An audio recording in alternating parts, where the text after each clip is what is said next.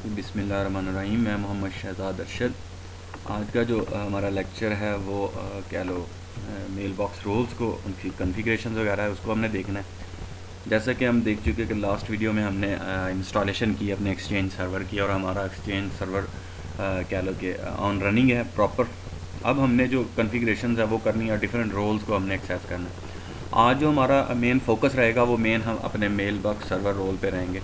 ठीक है, इसमें हम देखेंगे कि हमने इसमें क्या क्या चीज़ें हैं और इनको कैसे कॉन्फ़िगर कर सकते हैं। फॉर एग्जांपल हमारी डेटाबेसेस हैं, हम इनको देखेंगे और नेविगेट भी करेंगे। हमारा जो क्या लो कि एक्सचेंज मैनेजमेंट कंसोल है उसको खोलेंगे और उसके अंदर फिर ये सारी आगे चीज़ें हैं जो कॉन्फ़िगर करने वाली हैं। ठीक है, डेटाबेसेस होंगी, हम डेटाबेस क्रिएट करेंगे एक अपनी। ठीक है, उसके बाद उसके अंदर हम मेल बॉक्सेस डेटाबेसेस को कॉन्फ़िगर करेंगे, उसकी प्रॉपर्टीज़ देखेंगे, मेंटेनेंस क्या होती है, लिमिट्स क्या होती हैं। ठीक है, address book, offline address book क्या है।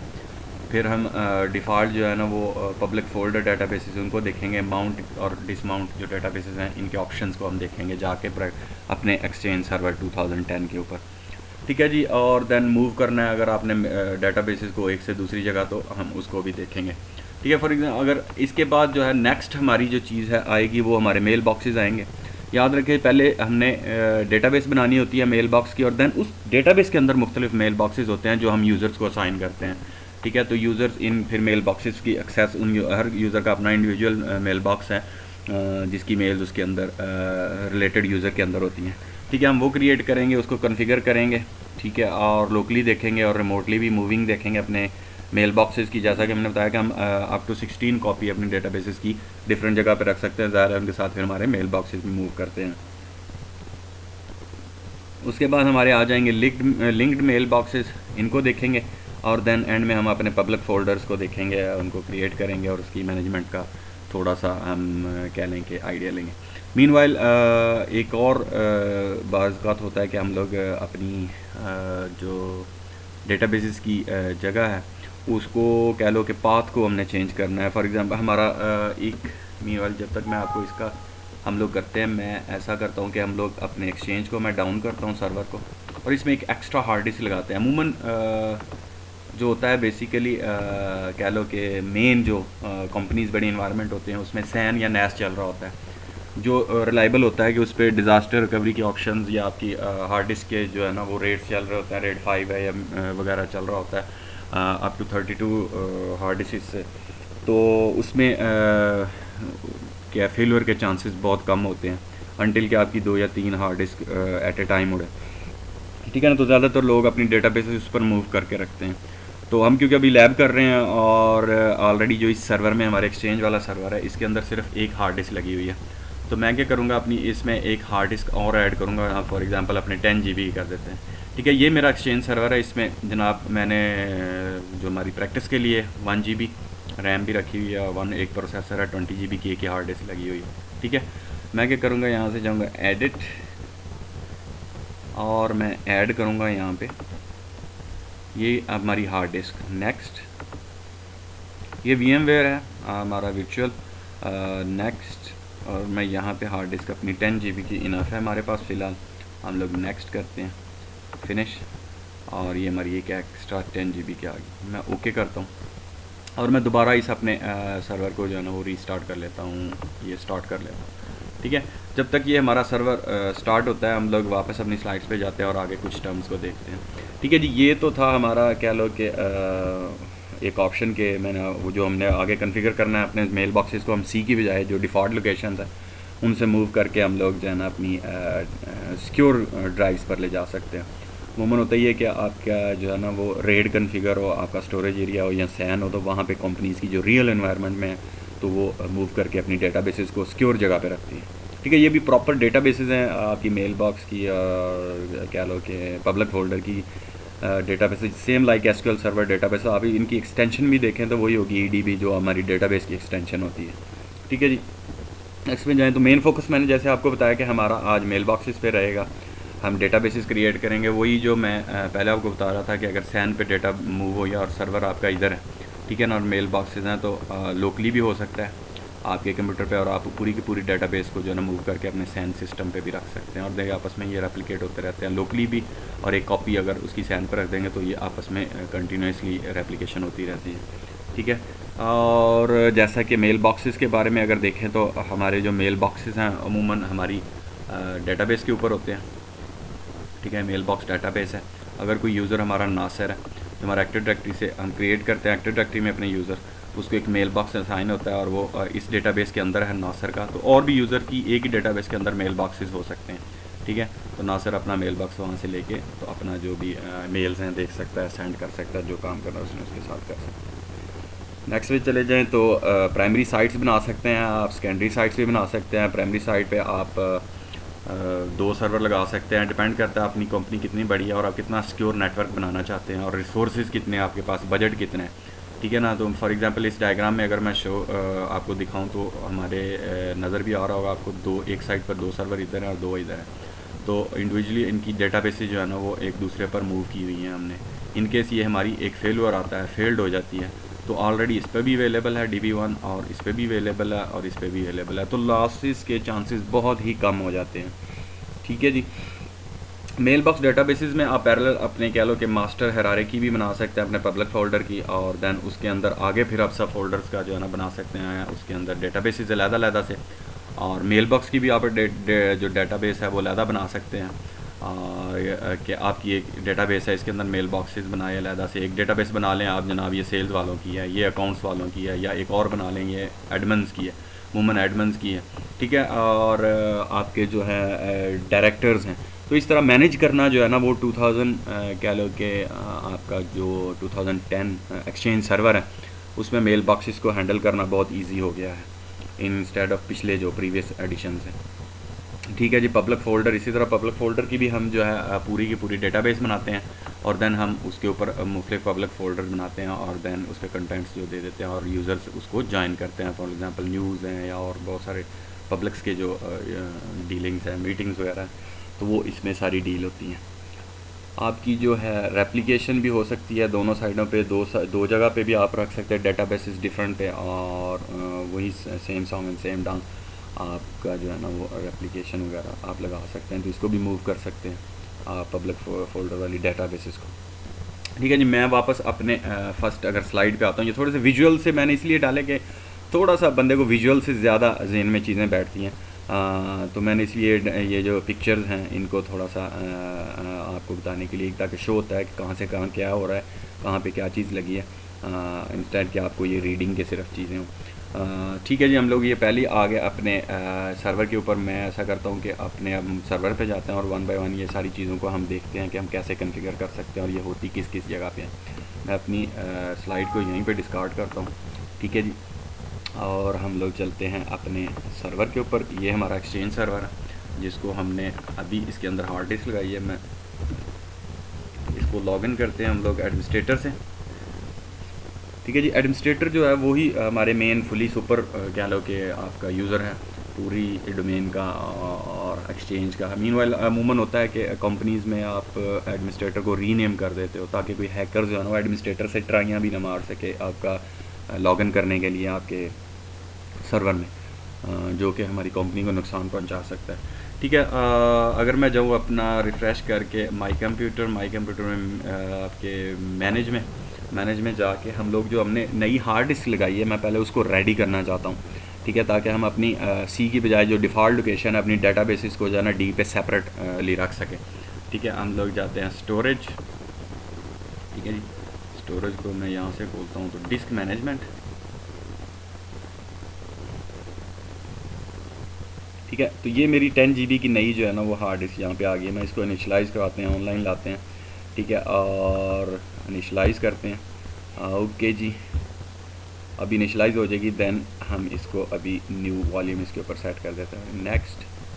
नेक्स्ट ई साइन कर देते हैं, drive lighter quick NTFS, next finish, ठीक है। तो ये एक नई हार्ड डिस्क हमने लगाई, अभी ये फॉर्मेट होकर हमारे लिए रेडी हो जाएगी, तो अवेलेबल होगी हमें। तो हम इसके ऊपर अपनी डेटाबेसेस को सेपरेट जगह पे रख सकते हैं ताकि इनके कल को हमने सिस्टम उड़ाना है या कोई चीज़ दोबारा इंस्टॉल करनी पड़ जाती है तो हमारी डेटाबेसेस को हम दोबारा माउंट कर सकते हैं अपनी एक्सचेंज के साथ नया जो हम इंस्टॉल करते हैं एक्सचेंज या डिज़ास्टर रिकवरी के बाद, ठीक है। तो अमूमन ये तो लोकली हम कर रहे हैं, इसकी कॉपीज़ जो है ना अमूमन सैन नैस पे रखी जाती हैं ताकि वो, क्योंकि मोस्ट सिक्योर स्टोरेज है आपकी, उसके ऊपर रेट्स कन्फिगर होते हैं अगर एक हार्ड डिस्क उड़ती है तो ऑटोमेटिक आप नई ला के उसकी जगह लगाएंगे तो ऑटोमेटिकली वो रिकवर कर लेगी कि उसकी क्या था पुरानी हार्ड डिस्क के ऊपर। तो साइड वाली जो नेबर हार्ड डिस्क है वो उन्हें बता देती है। पैरिटी होती है वो कह लें कि एक और टॉपिक है हमारा A+ का, तो उसमें सारा इनके बारे में हार्डवेयर और इनके, तो वो ज़्यादा रैब सिक्योर होता है आपकी कॉग्नीज में। ठीक है जी, अभी तक फॉर्मेटिंग हो रही है।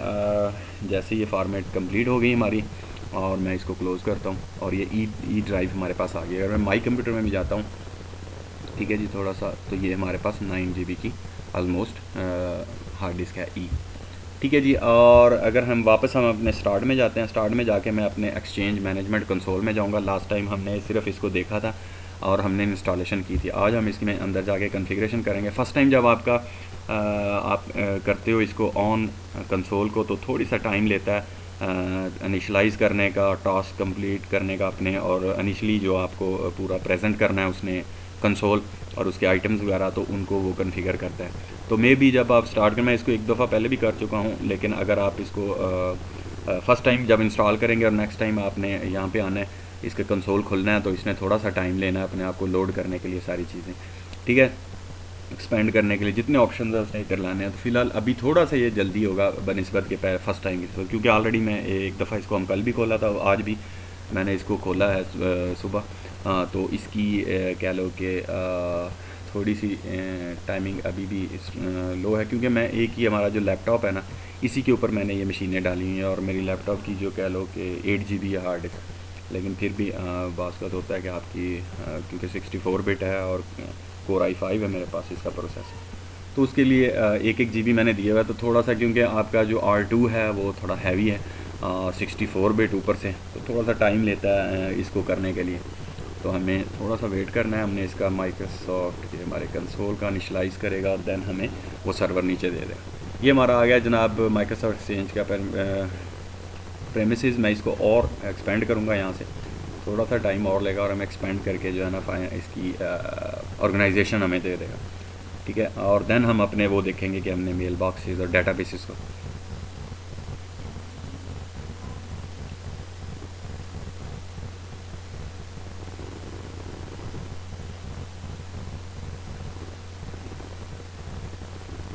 थोड़ा सा टाइम हमें, क्योंकि इंतज़ार करना पड़ेगा। मैं वीडियो को रोकना नहीं चाह रहा, ताकि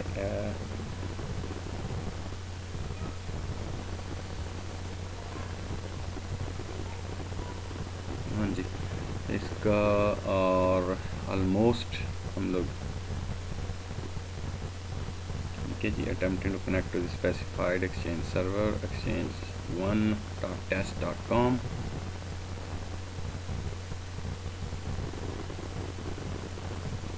तो नहीं, जब तक ये इनिशलाइज़ होता है, क्योंकि देखा उसने फिर इसको इनिशलाइज़ करना शुरू कर दिया कि हमने रीस्टार्ट किया, और थोड़ा सा ये टाइम लेगा जब तक ये इनिशलाइज़ होता है और पैनल हमारे सामने आता है। मैं क्या करता हूँ कि अपनी वीडियो को यहीं पर रोकता हूँ और देन हम वापस आते हैं और फिर इससे आगे कंटिन्यू करते हैं। चलें जी, ये हमारा कंसोल जो है इनिशलाइज़ हो चुका है, और उसने मैसेज दिया है जनाब आपका जो है ना, ये ना रजिस्टर्ड अभी तक नहीं हुआ आपका एक्सचेंज सर्वर। आप माइक्रोसॉफ्ट की साइट पे जाके इसको रजिस्टर कर सकते हैं ऑनलाइन, अदरवाइज़ आपके पास 190 डेज़ हैं, क्योंकि हमने कल इंस्टॉल किया था। एक दिन इसने 120 डेज़ के लिए, तो इसने एक दिन हमारा उड़ा दिया है, और 190 डेज़ भी प्रैक्टिस के लिए काफ़ी होते हैं अगर आपने इसको लैब में यूज़ करना है। ठीक है जी, हम कहते हैं ये ओके हमारे, ठीक है, ओके कर दिया हमने। अगर मैं वहाँ यहाँ पे आऊँ तो ये मेरी ऑर्गेनाइजेशन है, सर्वर कॉन्फ़िगरेशन है, रेसिपिएंट कॉन्फ़िगरेशन है, टूल बॉक्सेस। अगर मैं ऑर्गेनाइजेशन में आऊँ, जो पहला हमने सारा आज मेनली इधर करना है, मैं इसको एक्सपेंड करता हूँ, मेल बॉक्सेस में जाता हूँ, तो मेरे मेल बॉक्सेस यहाँ पे आ जाएंगे। ठीक है, उससे रिलेटेड जो इसने चीज़ें हैं वो हमने दिखा दी, इसने दिखा देनी है हमें। और जो डिफ़ॉल्ट डेटाबेसेस है, एक जो बाय डिफ़ॉल्ट बनती है एक्सचेंज खुद बनाता है, वो हमारी यहाँ पे आ जाएगी। सेकंड है हमारा सर्वर कॉन्फ़िगरेशन, हमारे में इसकी सर्वर की हमने कॉन्फ़िगरेशन करनी है, कहाँ से और कैसे करनी है। ये सर्वर के रोल्स हैं, मेल बॉक्स वाला, क्लाइंट एक्सेस वाला, हब ट्रांसफ़र, यूनिफाइड मैसेजिंग वाले। ठीक है, कॉन्फ़िगरेशन। रेसिपिएंट्स हैं हमारे जो जो रिसीव करेंगे, और उससे रिलेटेड चीज़ें। मैं फ़र्स्ट अपनी मेल बॉक्सेस पे ही जाता हूँ। फॉर एग्जांपल हम लोग अपने मेल बॉक्सेस पे आ जाता हूँ, तो बाय डिफ़ॉल्ट हमें यहाँ पे हमारी एक डेटाबेस जो है, मेल बॉक्स डेटाबेस हमें यहाँ पे नज़र आती है, 135202260 इसने बाय डिफ़ॉल्ट बनाई है। और इसकी डेटाबेस पाथ देख लें, हमारी डेटाबेस की जो पाथ है वो सी के ऊपर है बाय डिफ़ॉल्ट, ठीक है ना, उसके अपने प्रोग्राम में। और इसी तरह उसका लॉग फाइल भी जो है, आपको पता होता है कि जब भी कोई डेटाबेस बनती है उसकी एक लॉग फाइल होती है और एक डेटाबेस की अपनी फ़ाइल होती है, ठीक है। और माउंटेड है ये हमारे एक्सचेंज सर्वर के साथ रनिंग है, ठीक है, 1 के साथ। और जनाब ये हमारी मास्टर ही है हमारा एक्सचेंज सर्वर और माउंटेड ऑन दिस सर्वर, ठीक है। सर्वर का नाम जो है एक्सचेंज 1 है, ठीक है। और ये हमारी, अगर मैं इसके ऊपर राइट क्लिक करूँ और मैं इसकी थोड़ी सा प्रॉपर्टीज़ लूँ, तो इसकी कुछ चीज़ें हैं जो मैं आपको दिखाना चाहता हूँ कि ये हमारी मेन में ये उसकी जनरल प्रॉपर्टी है हमारी, जो बाय डिफ़ॉल्ट में हमारी डेटाबेस बनी है उसकी, ठीक है। उसका जनाब स्टेटस है किस सर्वर पे है, मास्टर एक्सचेंज सर्वर है या प्राइमरी है, दूसरे हमारा मास्टर है ये इसके ऊपर है, ठीक है जी। और उसका नाम क्या क्या है, ब्ला ब्ला, और पाथ डेटाबेस का उसने बताया हुआ। मेंटेनेंस में जाएं तो ये हमारी मेंटेनेंस आ जाती है। जनरल रेसिपिएंट आपकी मेंटेनेंस जो करना चाहते हैं तो उनको यहाँ पे ऐड कर सकते हैं। अदरवाइज़ आप शेड्यूल लगाना चाहते हैं मेंटेनेंस का, कि ऑटोमेटिक कुछ टास्क हैं मेंटेनेंस के, जैसे डिफ्रेगमेंटेशन होती है हमारी, हम लोग करते हैं, या दूसरी चीज़ें हैं जो ऑटोमेटिकली सर इसने परफॉर्म करना है ऑलरेडी, जैसे डाटा इंटीग्रिटी होती है। अगर एसक्यूएल से वाकफ है, डेटाबेस से जिनको थोड़ा सा आइडिया है तो उनके लिए चीज़ें अंडरस्टैंड करना और ज़्यादा ईजी होती हैं, ठीक है। तो डाटा इंटीग्रिटी वगैरह जैसे ऑटोली जस्ट 1 क्लिक पे वो क्लिक करते हैं तो वो पूरी डेटाबेस को करता है। तो इसी तरह ये भी डेटाबेस है, इसमें अनेबल बैकग्राउंड डेटाबेस मेंटेनेंस है, उसको अनेबल कर सकते हैं। Don't mount this database eight startup, कि अगर माउंट ना करे स्टार्टअप पे, हम खुद इसको मैनुअली कर लें। This database can be overwrite by restore, अगर इनकेस हमें रिस्टोर करनी पड़ती है तो ये इस डेटा के वैसे इसका बैकअप है, इसमें कोई डैमेज हो जाता है हमारी, ये इसमें कोई गड़बड़ हो जाती है तो हमने जब बैकअप से रिस्टोर करनी है तो इसके ऊपर ओवर राइट हो, ठीक है ना, उसको अनेबल कर देते हैं।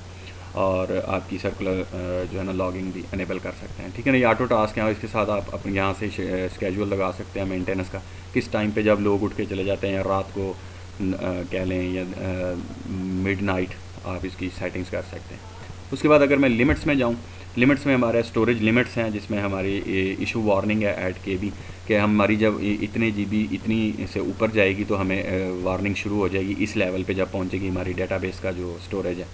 और उसके बाद हम क्या करेंगे, जब उससे और थोड़ा सा इसे वार्निंग मैसेज आने शुरू हो जाएंगे, जब आपकी डेटाबेस की स्पेस कम होगी है, कम होगी है, कम होगी, आपको मैसेजेस टाइप के आने शुरू हो जाएंगे, तो हमारी वो सेटिंग्स है हम यहाँ से कर सकते हैं कि कितनी हमारी GB है उसके ऊपर, या टेराबाइट्स हैं उनके ऊपर हम लोग कर सकते हैं, ठीक है जी। और अमूमन जो इसका बाय डिफ़ॉल्ट देख लें क्या आपका काफ़ी हैवी उसने सेटिंग्स की हुई हैं यहाँ पे। अगर हम उसके बाद फिर अगर हमारी डेटा हम नहीं करते, उसकी कोई सलूशन नहीं करते, तो उसके बाद क्या होगा कि ये मैसेजेस सेंड करना बंद कर देगा। अमूमन होता है ना कि जब बात का आपका डेटाबेस अमूमन हॉटमेल पे भी कभी होता है या याहू पे भी होता है। हॉटमेल पे अक्सर हो जाता था पहले, अब तो खैर स्टोरेज यूज़र्स को ज़्यादा मिल गई है। हॉटमेल पे ये होता था कि अगर जब आप सेंड करते हैं ना किसी को ईमेल, या किसी की ईमेल आती है तो उसको मैसेज आता है जी आपकी जो है ना वो स्टोरेज, वो जगह जो है ना कम होगी, ठीक है ना। इस तरह की ये स्टोरेज क्या है कि डेटाबेसेस जो है ना वो हो गई हैं, स्टोरेज लिमिट्स का जो है ना वो बढ़ गया, तो सेंड आपकी वो मेल जाती नहीं है वहाँ पे कि जी आगे लिमिट ही नहीं है इनबॉक्स में, ठीक है ना। तो वो तो एक इंडिविजुअली आपके मेल बॉक्स का था ना, तो ये डेटाबेस का बता रहा है, पूरी की पूरी डेटाबेस है कि अगर इनके इस लेवल से भी बढ़ जाती है आपकी डेटाबेस 20 पे पहुंच जाती है तो क्या करेगा कि सेंडिंग बंद कर देगा डेटाबेस से, ठीक है। और अगर इससे भी ऊपर चली जाती है तो आपका क्या करेगा, वो रिसीविंग भी बंद कर देगा, ना सेंड करेगा ना रिसीव करेगा, दोनों चीज़ें वो बंद कर देगा, ठीक है। और वार्निंग लेवल्स आप जो है ना वो मैसेजेस ना इंटरवल्स वो लगा सकते हैं, रन डेली एट, इस पर आप वो दे सकता है कि डेली करे। अगर इनकेस जब आपकी इनसे ऊपर जा रही हैं लिमिट्स, इनसे नीचे हैं तो फिर तो वो वार्निंग भी नहीं आएगी ना। इशू वार्निंग तब होगी कि ये वाली है, तो डेली की आप सेट कर सकते हैं कि 10 बजे 11 बजे इस टाइम पे मुझे वार्निंग दे, ताकि मैं उस टाइम बैठा हूँ अपने टेबल के ऊपर एडमिनिस्ट्रेटर, तो उसको पता हो गया यार ये हो गया, तो मैं जाके उसकी जो है इंक्रीज़ कर दूँ या उसका कोई सोल्यूशन हल करूँ, ठीक है जी। Delete item keep delete item for days, के अगर कोई चीज़ आइटम कोई डेटाबेस से डिलीट करता है तो उसको 14 दिन तक अपने पास रखें। उसके बाद जनाब उसके मेल बॉक्सेस को अगर कोई डिलीट करता है तो उसके 30 डेज़ तक वो अपने पास रखें।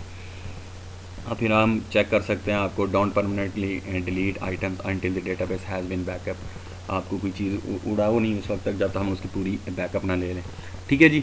तो जैसे कोई उड़ाना कोई चीज़ चेंज करनी है उड़ाने लगेंगे तो वो हमें बैकअप का आ जाएगा। तो ये जो डेटाबेस से रिलेटेड सारी सेटिंग्स हैं ये आपका एडमिनिस्ट्रेटर करता है, यूज़र्स का इनके साथ कोई ताल्लुक नहीं है, ठीक है। आगे क्लाइंट सेटिंग्स पे चले जाएँ तो हम लोग डिफ़ॉल्ट पब्लिक फ़ोल्डर की यहाँ पे डेटाबेस दे सकते हैं।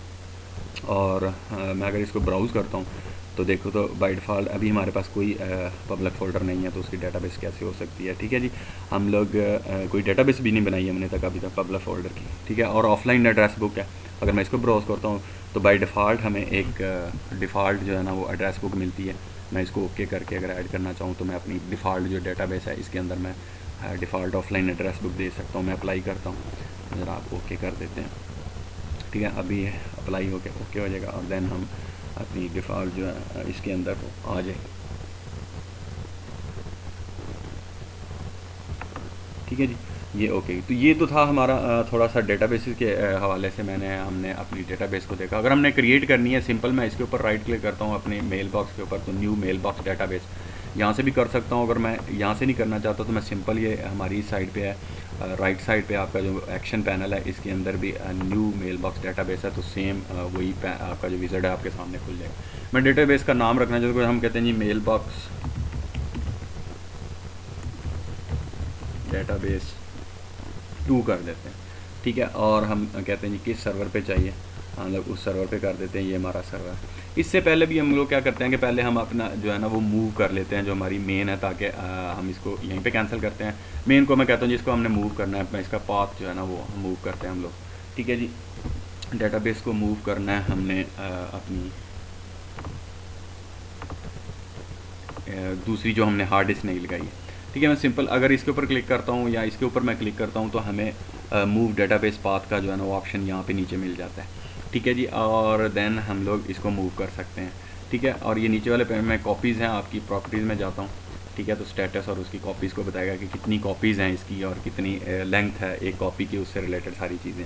ठीक है, जब हम कहते हैं जी डेटाबेस है हमारी, मैं इसको करता हूँ जी मूव डेटाबेस पाथ। ऑलरेडी ये जो हमारी डेटाबेस है बाय डिफ़ॉल्ट वो सी के ऊपर इन जगह पे पड़ी हुई है। ठीक है, मैं मूव करना है मैंने पाथ, तो मैं सिंपल हम कहेंगे जनाब हमारी ये डेटाबेस जो है ना ये आ जाए जनाब सी के ऊपर। सी सॉरी, हमारा सी ऑलरेडी है और ई है हमारा। ठीक है जी, ई के ऊपर चली जाए, और देन हम कहते हैं जी एक्सचेंज अंडरस्कोर डाटा बेसिस। ठीक है, ये एक्सचेंज अंडरस्कोर डाटा बेसिस का है। मीनवाइल हम यही फोल्डर ये जो है ना हमें बनाना पड़ेगा। मैं जाता हूँ अपने डी के ऊपर, माई कंप्यूटर, ये हमारी डी है, ई सॉरी जो हमने नई हार्ड डिस्क है, मैं इसके ऊपर करता हूँ जनाब न्यू फोल्डर, कहते हैं जी एक्सचेंज अंडरस्कोर डाटा बेसिस। ठीक है जी, ये सेम स्पेलिंग हमने दे दिए, आप पहले भी बना सकते हैं।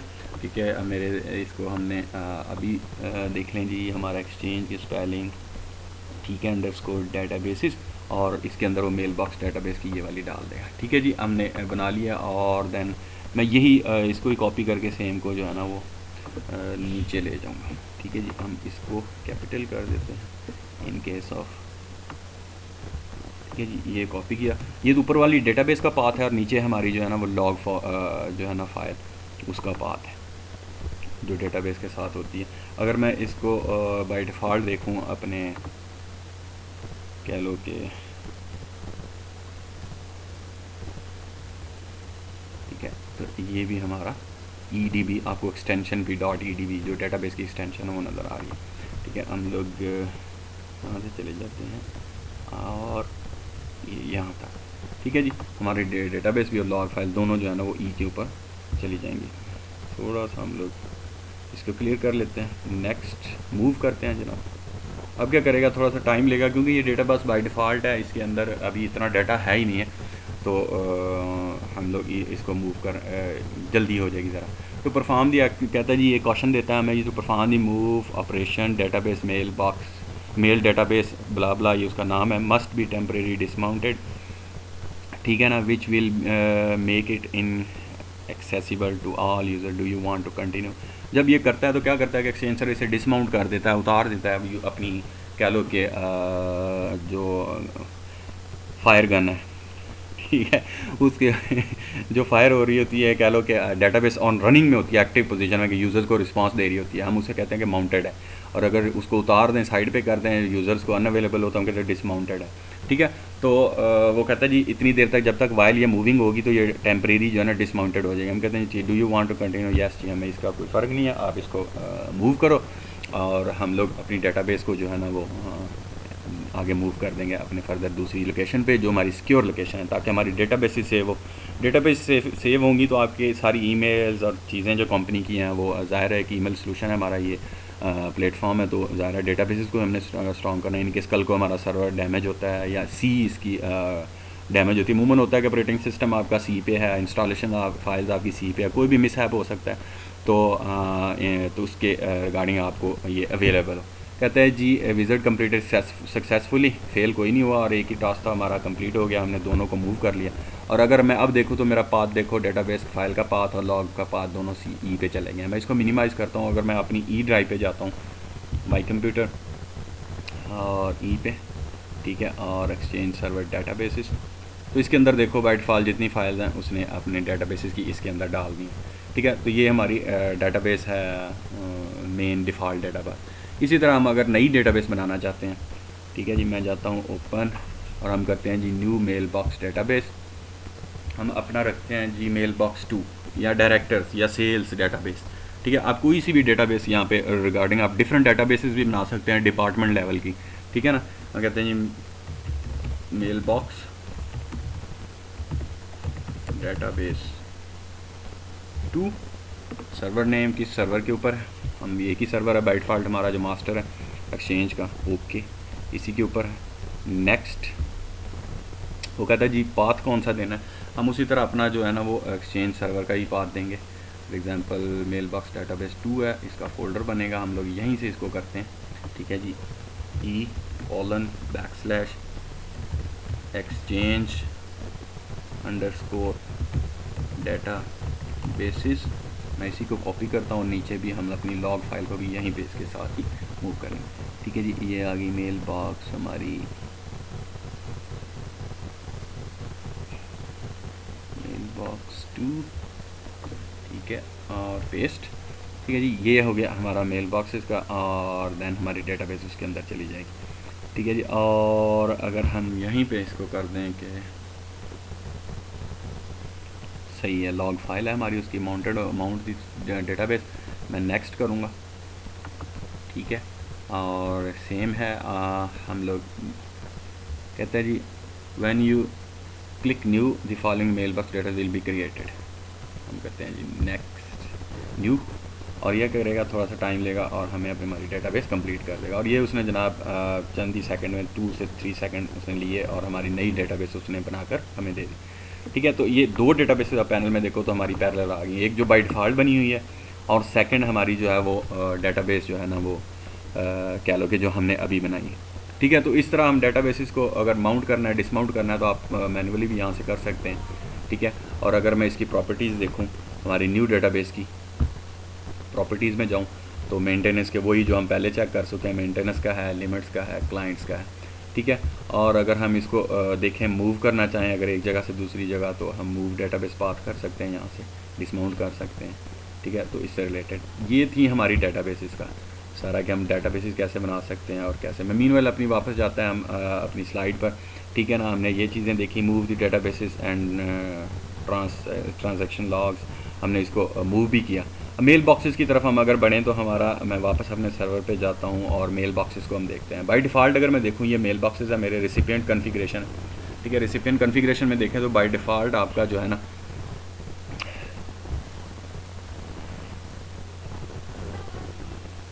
ठीक है जी, ये एडमिनिस्ट्रेटर का बना होता है, क्योंकि इसी से हमने इंस्टॉलेशन की है, सारा कुछ किया है, तो मेन एक आपका जो है ना मेल बॉक्स बना होता है। मैं अगर इसके ऊपर राइट क्लिक करके अपना इसकी प्रॉपर्टीज़ चेक करूँ एडमिनिस्ट्रेटर की, जिसका ऑलरेडी मेल बॉक्स बना हुआ है, एड्रेस SMTP एड्रेस उसका देख लें, administrator@test.com। ठीक है जी, थोड़ा सा हमने वेट करना है, और इसका जो प्रॉपर्टीज़ हैं वो मैं थोड़ा सा आपको दिखाना चाह रहा हूँ। ठीक है, ये प्रॉपर्टीज़ अगर आप ज़्यादा देखेंगे तो ये सारी मिलती जुलती हैं उसी से जो आप उसकी जो जाके करते हैं आपका जो होता है एक्टिव डायरेक्टरी का, ठीक है। एक्टिव डायरेक्टरी की जो मेन है कह लो कि इसी तरह की प्रॉपर्टीज़ मिलती, जो ईमेल एड्रेसेस हैं, मेंबर किसका है जी, ये मेंबर किस किस चीज़ का मेंबर है जनाब, ये सारे वो आ जाएंगे, किस किस ग्रुप्स का मेंबर है ये यूज़र, ठीक है। और ईमेल एड्रेसेस क्या हैं, आपका SMTP है, ईमेल एड्रेसेस ये है, वो कहता है जी, और भी ईमेल एड्रेसेस ऐड करने हैं तो आप कर सकते हैं, ठीक है। मेल बॉक्स आपकी सेटिंग्स है, ठीक है ना। वो ये इस चीज़ों से ये सारा रिलेटेड है। अगर मैं थोड़ा सा इसकी जनरली आप देखें तो आपका नेम आ जाएगा और यूज़र इन्फॉर्मेशन आ जाएगी, उसका नाम क्या है, ब्ला ब्ला, अगर फिल करना चाहते हैं पूरी डेटा बेस है। तो ये एक्टिव डायरेक्टरी से मिलता जुलती चीज़ें हैं। एड्रेसेस क्या हैं, फ़ोन नंबर क्या है उसके जनाब, स्ट्रीट क्या है, कहाँ पे रहता है, किस कंट्री में है, ऑर्गेनाइजेशन के हवाले से उसकी ऑर्गेनाइजेशन में क्या है, टाइटल क्या है उसका, डिपार्टमेंट क्या है, मैनेजर है या क्या है, ठीक है ना। और अकाउंट इन्फॉर्मेशन है जनाब उसकी, लॉग इन सब। मेन जो इसमें हम देखें तो हमारा ये मेल फ्लो सेटिंग्स है, ये थोड़ा सा हमारी कह लो कि रिलेटेड है हमारी एक्सचेंज के साथ, ठीक है। इसमें ऑप्शन है, डिलीवरी ऑप्शन है, आपका मैसेज साइज़ रिस्ट्रिक्शन है, अगर लगाना चाहें तो कितनी लगा सकते हैं। डिलीवरी ऑप्शन है, अगर मैं इसके ऊपर राइट क्लिक करके प्रॉपर्टीज़ लेता हूँ, ये डिलीवरी के ऑप्शन। ग्रांट परमिशन टू, किन किन एड्रेसेस पे ये भेज सकता है, ठीक है ना, किन किन को फॉरवर्ड कर सकता है। सेंड अ बिहाफ ऑफ, किसी के बिहाफ पर ये मेल सेंड कर सकता है कि नहीं सकता, किन किन के बिहाफ पर कर सकता है। तो ये यहाँ से सारी हम सेटिंग करते हैं, ठीक है। जो आपकी होता है ना मूवमेंट आउट हॉटमेल की कह लो कि उसके अंदर जाके आप अपनी सेटिंग्स करते हैं, फॉरवर्ड मेल कर दो जी, इसको फॉरवर्ड कर दो जी उसके बिहाफ पे। तो ये मेन चीज़ें जो हम अपने जब सेटिंग करते हैं कह लो इसकी, तो उसमें ये डिलीवरी के ऑप्शन हैं कुछ, ठीक है जी। और मैक्सिमम कितने एट ए टाइम जो है ना वो मैक्सिमम कितने रिसिपिएंट को ये ईमेल कर सकता है, ठीक है। ये उससे रिलेटेड है। अगर नीचे चले जाए मैसेज का साइज़ रिस्ट्रिक्शन आ जाएगी कि मैसेज कितनी साइज़ का भेज सकता है। मैक्सिमम हम कहते हैं मैसेज ये 5 MB से ऊपर ना भेजे, ठीक है ना, या 7 KB का हो, सिर्फ टेक्स्ट हो, ठीक है ना। और रिसीव कितने का करे कि कोई ये ना हो कि जनाब इसका दूसरे दिन ही बॉक्स फुल हुआ है और इतनी मेलें आई हैं जिसमें अटैचमेंट्स हैं जनाब, कई चीज़ें हो सकती हैं, ठीक है। तो हम रिस्ट्रिक्शंस अपनी उसकी यहाँ से कर सकते हैं मैसेज साइज़ की। और फिर मैसेज डिलीवरी रिस्ट्रिक्शंस हैं तो हम उसको यहाँ से इसको कर सकते हैं, ऑल सेंडर को भेज सकता है या इन फॉलोइंग सेंडर को सिर्फ ये मेल भेज सकता है, ठीक है ना। उसके बाद request for all senders are authenticated, जितने अथेंटिकेटेड हैं सिर्फ वही सेंडर हो सकते हैं इसको। और रिजेक्ट मैसेजेस, नो सेंडर, किसी से भी नहीं रिजेक्ट हुआ, अगर किसी से रिजेक्ट करनी है तो आप उसका ID यहाँ पे दे दें तो वो इसको रिजेक्ट। तो ये सारी चीज़ें जो होते हैं ना हमारे तेज़ तरार यूज़र तंत्रियाँ करते हैं जो हमारी ऑर्गेनाइजेशन में, तो उनको रोकने के लिए कह लो कि उनको कंट्रोल करने के लिए ये सारी चीज़ें इधर हैं, तो हम उनके मेल बॉक्स को रिस्ट्रिक्ट कर सकते हैं। तो होता ना ऐसे ही मेले मारते रहते हैं डिफरेंट लोकेशंस पे जहाँ से अमूमन क्योंकि ये क्रिटिकल आपका एक्सचेंज सर्वर है, क्योंकि आपकी जो ऑर्गेनाइजेशन होती है ये एक्सचेंज सर्वर को फिर हम अपनी जो पब्लिक डोमेन है उसके साथ भी मैच करते हैं, अटैच करते हैं, ठीक है। तो जब आपकी मेल्स जाती हैं, अगर कोई बंदा यहाँ से कोई वायरस जनरेट करता है तो जैसे वो पब्लिक नेटवर्क में आएगा, इंटरनेट पे आएगा, किसी 1-2 डोमेन से गुजरेगा, दूसरे पे जाएगा, उन डोमेनों को जिनको पता चलता जाएगा ना वो आपकी मैसेजिंग ब्लॉक कर देंगे, आपको ब्लैक लिस्ट में डाल देंगे आपकी डोमेन को। तो दूसरी डोमेन्स को भी पता चल जाएगा, वो आपको रिस्ट्रिक्ट कर देंगे, तो आपकी कंपनी का जो है ना मैसेजेस किसी दूसरी कंपनी को भी नहीं जा सकेंगे। तो ये एक बड़ा इशू बन सकता है क्या लो कि एडमिनिस्ट्रेटर के लिए कि कंपनी से प्रेशर आ जाए कि ये क्या हो गया, ठीक है। तो उसको फिर निकलवाने के कई तरीके हैं, मेले मारते रहो मुख्तलिफ़ कंपनियों को और उनकी जो DNS वगैरह हैं उनसे, जनाब हमें ब्लैक लिस्ट से निकालें, हमारा सर्वर सिक्योर है। फिर गारंटियाँ देनी पड़ती हैं जी, हमने एंटीवायरस लगा लिया, एंटी स्पैम लगा लिया, एज सर्वर रोल हमने फिट कर दिया, ठीक है। तो ये सारी चीज़ें आपको पहले ही सोचनी चाहिए कि आप इतना रिस्ट्रिक्ट कर दो उसको कि यूज़र जो है ना वो ऐसी की इस तरह की पंगेबाजी कर ही ना सके, ठीक है जी। मेल बॉक्स फीचर्स हैं हमारे, हम मेल बॉक्सेस कौन कौन से अलाउ कर सकते हैं, कौन से नहीं अलाउ कर सकते हैं। बाय डिफ़ॉल्ट हमारा web access, Outlook web access है, आपका एक्सचेंज सर्वर का जो एक्टिव सिंक है मोबाइल डिवाइसेस, पॉकेट पीसीज उनके लिए, और अनेबल है आपका मैपी अनेबल है, POP3 और IMAP4 अनेबल है। आप जो चाहें अपनी मर्ज़ी से उसको दे सकते हैं। ये सिर्फ इसके ऊपर POP3 की सिर्फ ये आउटलुक एक्सप्रेस यूज़ कर सकता है या सिर्फ आउटलुक वेब, तो आप यहाँ से अनेबल डिसेबल कर सकते हैं इनको सारा। कैलेंडर सेटिंग्स हैं, मीटिंग्स हैं, कोई ऑटो प्रोसेसिंग है, अनेबल दी कैलेंडर सेटिंग्स है, ठीक है, आप अनेबल कर सकते हैं। Remove meetings forward notification to the delay, ये मीटिंग से रिलेटेड है, तो इस तरह कैलेंडर जो आपका है ना उससे रिलेटेड कोई नई चीज़ें हैं, न्यूज़ से रिलेटेड, तो सारी ये वो इसके अंदर आप हैंडल कर सकते हैं, ठीक है। तो ये एक था हमारा जनरल सा, मैंने आपको ओवरव्यू दिया इसकी मेल बॉक्स जो यूज़र है उसका। फिर हम क्या करते हैं, हम न्यू मेल बॉक्स बनाते हैं अपना, ठीक है जी। मैं अगर इस पर जाता हूँ, ये हमारे मेल बॉक्सेज हैं, ठीक है। रेसिपिएंट्स पे जाके आप न्यू मेल बॉक्स यहाँ से भी बना सकते हैं, और मीनवाइल आपका ये एक्शन पैनल है, यहाँ पे भी आप न्यू मेल बॉक्स क्लिक कर सकते हैं, मैं जाता हूँ न्यू मेल बॉक्स। ठीक है जी, 3-4 तरह के मेल बॉक्सेस हैं। इनमें जो जनरली ज़्यादातर हम लोग डील करते हैं वो सिर्फ हमारा यूज़र मेल बॉक्स होता है।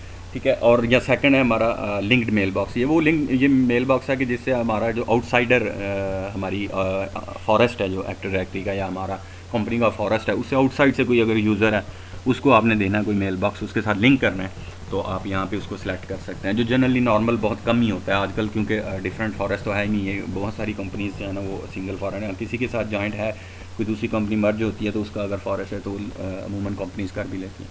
लेकिन ज़्यादातर जनरल हम अपने इसी के साथ रहते हैं। जो मेल बॉक्स है हमारा, the mail box is owned by a user. The room mail box is for room schedule and it's not owned by a user. ये भी यूज़र से इसका कोई ताल्लुक नहीं है।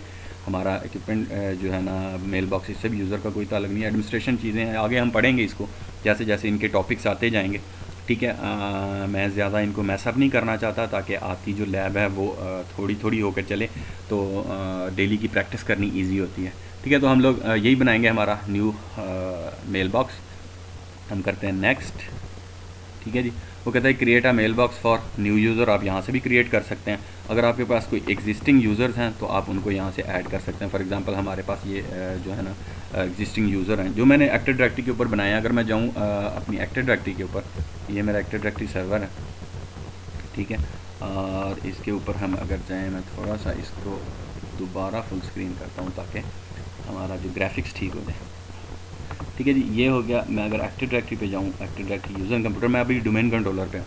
ठीक है, तो हम लोग अपने डोमेन कंट्रोलर पर यहाँ पे मैंने ये कुछ क्रिएट किए हैं यूज़र। ये अली है, हमारा हुमा है, कामरान है, और मैंने अपना नाम मोहम्मद शहजाद एक यूज़र ऐसे ही ऐड किया, और नासिर। ठीक है, तो हम इनको जो है ना यहाँ से करके तो ये उधर हमें एक्सचेंज में नज़र आएंगे, तो हम वहाँ से ऐड कर सकते हैं। फॉर एग्जांपल नासिर है, मैं नासिर को लेता हूँ, कहते हैं जी ये है, इसका हमने मेल बॉक्स बनाना है। ठीक है ना, existing user Nasir mail box. ठीक है जी, नेक्स्ट।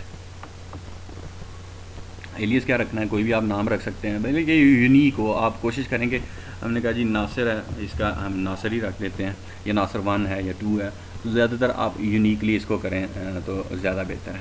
ठीक है जी, कहते हैं जी specify the mail box database rather than using a database automatically.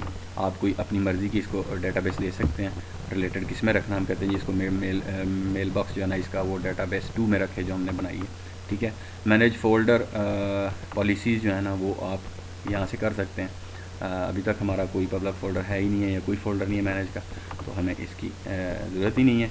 ठीक है, और एक्सचेंज एक्टिव सिंक, ये भी हमारा आगे वाला टॉपिक, हम इसको अभी नहीं छेड़ते। फ़िलहाल हमें सिर्फ हमने स्पेसिफाई कर दिया कि यार इस डेटाबेस में इसका मेल बॉक्स तो हमने रखना है नासिर का। नेक्स्ट।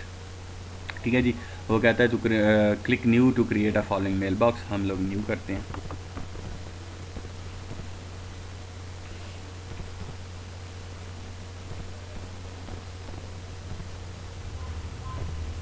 ठीक है, थोड़ा सा टाइम लेगा और इसका मेल बॉक्स जो है ना वो क्रिएट कर देगा।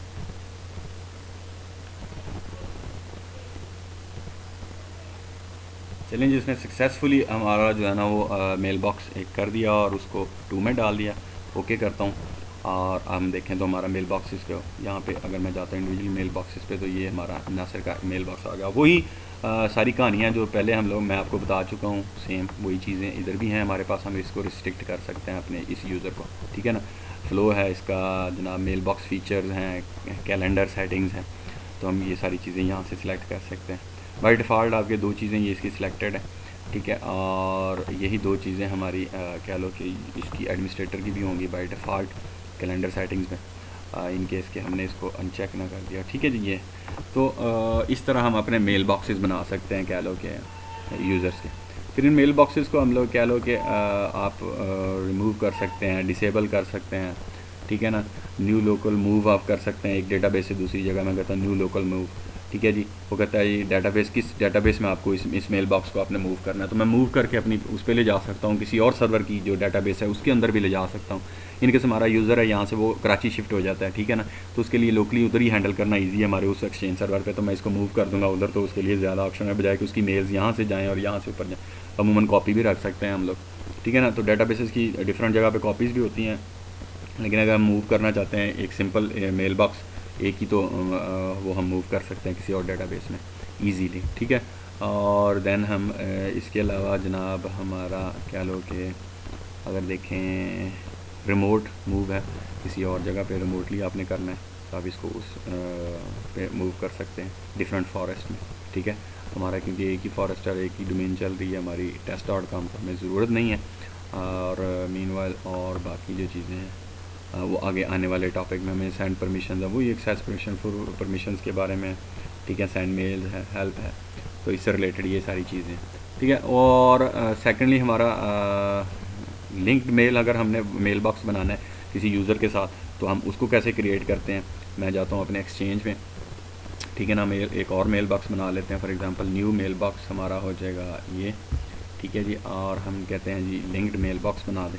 ठीक है, नेक्स्ट। अमूमन तो जनरली ये यूज़ नहीं होता, लेकिन फिर भी अगर कभी हुआ तो एग्जिस्टिंग यूज़र के साथ आप करना चाहते हैं तो आप कर सकते हैं। ब्राउज़ करके हम कहते हैं जी बना दें, गेस्ट के साथ ही कर दें। ओके कर दिया हमने, गेस्ट के साथ कर देते हैं जी नेक्स्ट। तो आप यहाँ से एलियस देख के उसको गेस्ट के साथ बना सकते हैं, यानी कि बाहर का ज़्यादातर ये यूज़र होता है। मैंने सिर्फ आपको बताने के लिए गेस्ट को ऐड किया। ठीक है, तो ये लिंक यूज़र का था। इसके बाद सर हमारे आ जाते हैं जनाब, अल्लाह भला करे आपका, हमारे पब्लिक फ़ोल्डर्स कि हम पब्लिक फ़ोल्डर्स को कहाँ से क्रिएट कर सकते हैं। ठीक है, अगर मैं जाऊँ इसके ऊपर मेल बॉक्सेस के अंदर ही, तो इसकी हम डेटाबेस बना सकते हैं, पब्लिक फ़ोल्डर डेटाबेस न्यू। ठीक है ना, न्यू पब्लिक फ़ोल्डर डेटाबेस। अगर मैं ऑर्गेनाइजेशन कॉन्फ़िगरेशन में आऊँ, ठीक है, तो इसके नीचे हमारा मेल बॉक्स है और इसके अंदर हमें जो है ना वो हम इसके ऊपर भी राइट क्लिक करके बना सकते हैं। फॉर एग्जांपल ये राइट न्यू पब्लिक फ़ोल्डर, और इधर एक्शन पैनल से भी इसको कर सकते हैं। ठीक है, मैं वापस जाता हूँ, न्यू पब्लिक फ़ोल्डर बनाते हैं जी, टेस्ट यहाँ क्या है जी, पब्लिक फ़ोल्डर 1 कर देते हैं, पब्लिक फ़ोल्डर 1, ये हमारी डेटाबेस का नाम है। ठीक है, और किस डेटाबेस, पब्लिक फ़ोल्डर की जो डेटाबेस है आपने पब्लिक फ़ोल्डर डेटाबेस हम इसका नाम कर देते हैं, क्योंकि हम बनाई पब्लिक फ़ोल्डर डेटाबेस है। तो हम कहते हैं जी FP public BF public folder database.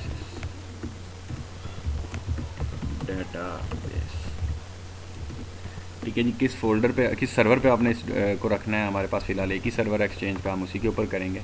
Next, same हम इसको भी अपनी पब्लिक फ़ोल्डर की जो है उसको मूव करेंगे ई के ऊपर, डबल : एक्सचेंज अंडरस्कोर डेटाबेसिस। ठीक है जी, और इसी को मैं कॉपी करके अपनी लॉग फाइल्स को भी इस डेटाबेस की जो है ना वो वहीं पे ले जाऊँ, मेल बॉक्सेस NVB।